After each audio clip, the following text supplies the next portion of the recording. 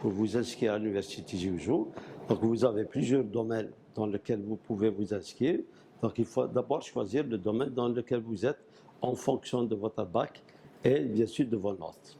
Une fois que vous êtes fixé sur le domaine, vous aurez beaucoup de choix à faire pour votre carrière à venir. Donc vous pouvez choisir une des facultés parmi les 9 facultés de l'Université Jiuzhou, qui est la faculté de génétique et d'informatique.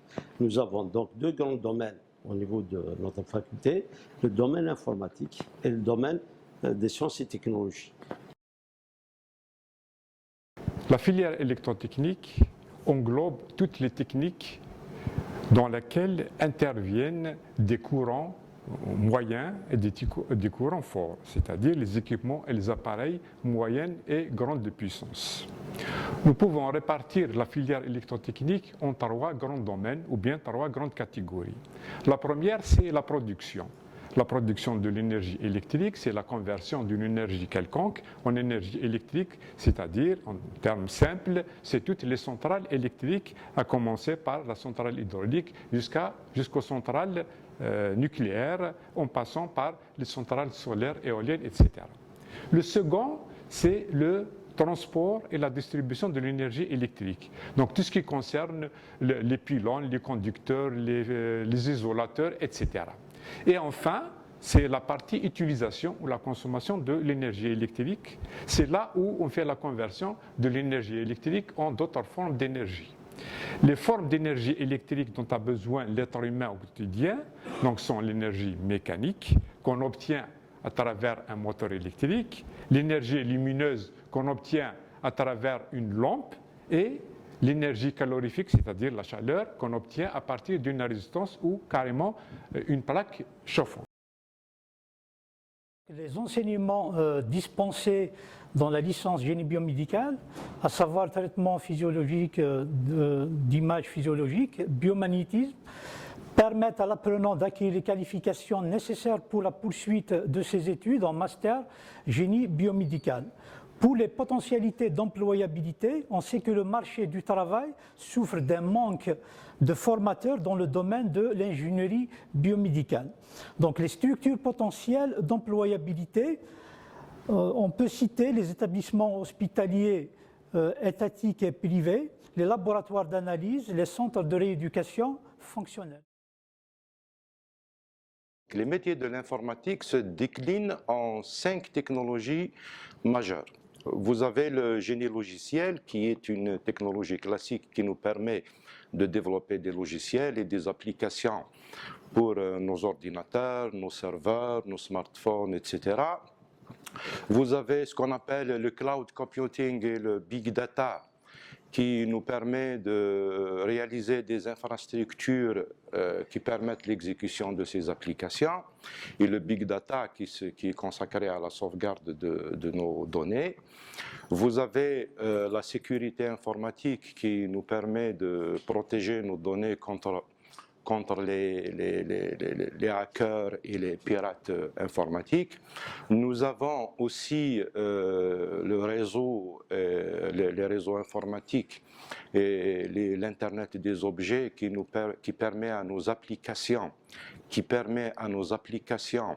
de communiquer entre elles et à nos ordinateurs et nos smartphones. Et nous avons enfin l'intelligence artificielle qui est actuellement en vogue à l'échelle mondiale. À partir de la première année, vous pouvez vous inscrire en informatique ou vous pouvez faire le sciences et technologies. Quand vous faites sciences et technologies, vous avez une année de tronc commun à faire. Une fois que vous avez l'année tronc commun finie, en fonction bien sûr de vos résultats, vous aurez à choisir parmi les spécialités qu'il y a. Il y a 12 spécialités. Parmi les 12 spécialités, au niveau de la faculté génétique, nous en avons 5 grandes familles.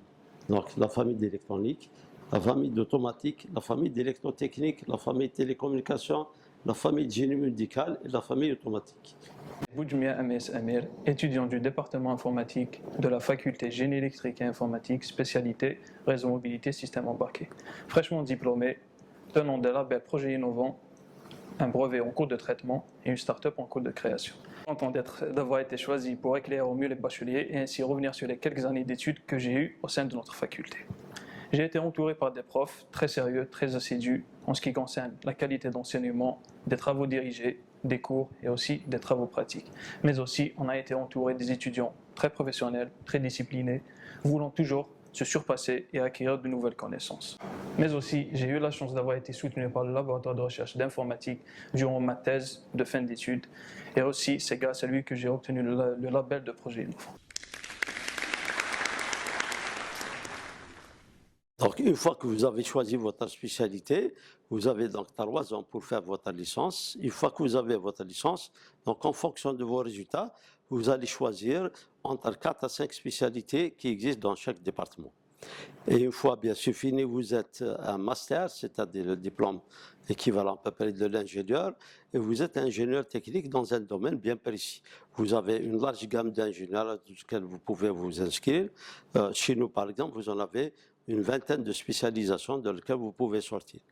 Après, vous avez les débouchés. Les débouchés sont nombreuses. L'électrotechnicien peut trouver place, donc peut travailler dans toutes les entreprises, à commencer par la conception, la réalisation, la sécurité et la maintenance.